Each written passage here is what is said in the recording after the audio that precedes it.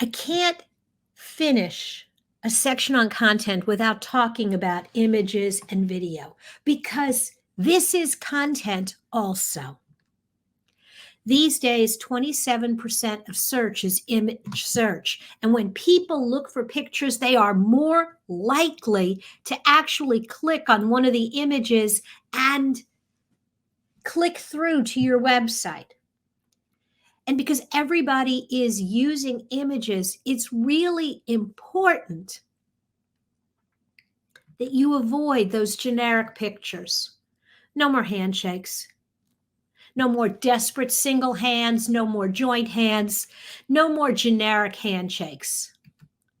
Or people writing on walls that don't exist. Or my personal favorite to pick on is the plant. I know this is supposed to represent growth, but let's be honest, you pull a plant out of the dirt like this and it's gonna die. So stop. Use original images when you can, images of customers, of your employees, of products that are real. If you can't, then you need to be creative when you add stock images. You need to select unusual stock images.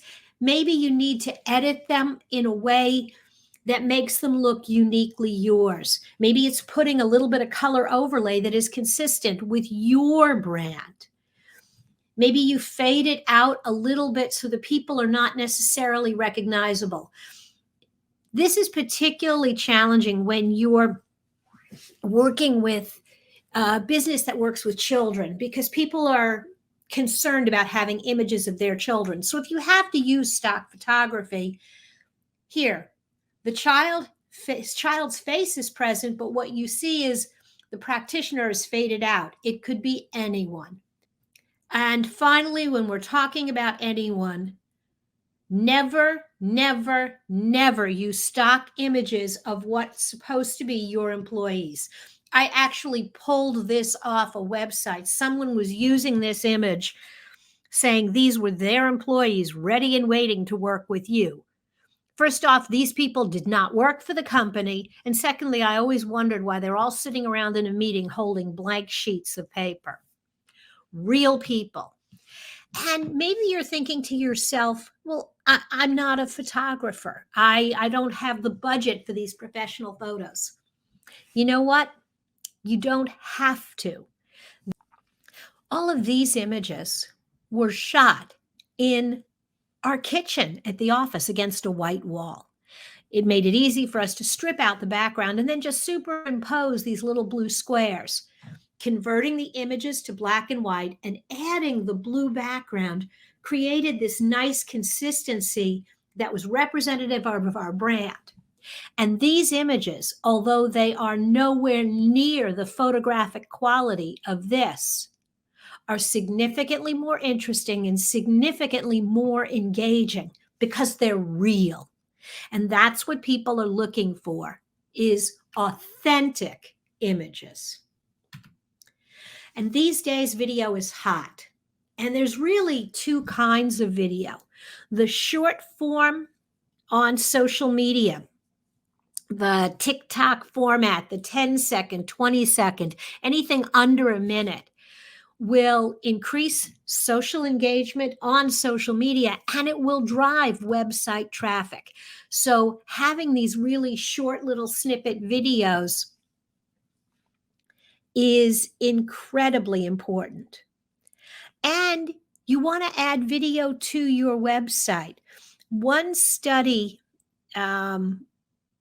by HubSpot was that 72% of people would rather use video to learn about a product or service than read something. People are more likely to stay longer, and websites that have video have a higher conversion. And so when you're using, and I say long form, this still can be 3 or 4 minutes, too long for social media, but just long enough when somebody comes and stops on your website. It engages visitors, it improves your search rankings, and it increases your conversions. And so Video is an integral part of your business. The cool thing is the stuff you're putting on social media, you can shoot with your iPhone. It's disposable. What I would recommend is if you're going to do video for your website, you don't have to have a professional videographer, but take a little bit of extra time, get a little more professional setting, and then shoot that video. Then you can slice it up into smaller segments and use it on social media too. Last tips on video. Placement matters. When you think about where you put it on the page, it makes a difference if you put it at the top of the page and engage people right away, or if you're really using it as a closer, you want to have it on the bottom of the page. You want to put a nice overlay on top of the video that really sells it and not just a screen grab from the video, because no matter how hard you try, those screen grabs always make you look silly. Do not let the video autoplay. It should always be the visitor's choice whether they want to turn that video on or not. And you want to embed the video from a source like YouTube or Vimeo, and not actually host it on your server, because videos are big files. They take a lot of memory to run. If your video is something that you want everyone to see, put it on YouTube. You will get the benefit of the views on YouTube and on your website. If it's a more private type of video, a lot of our training videos are actually hosted on Vimeo, because we don't want everybody to just stumble across them. And I like the player. It's a little cleaner design. And you want to keep it short. 3-4 minutes for somebody who's visiting your website is an eternity. Okay, your assignment now is to go out and start working on your content. And after you've outlined your web copy and thought about your messaging, you're ready to start designing or auditing the design of your website.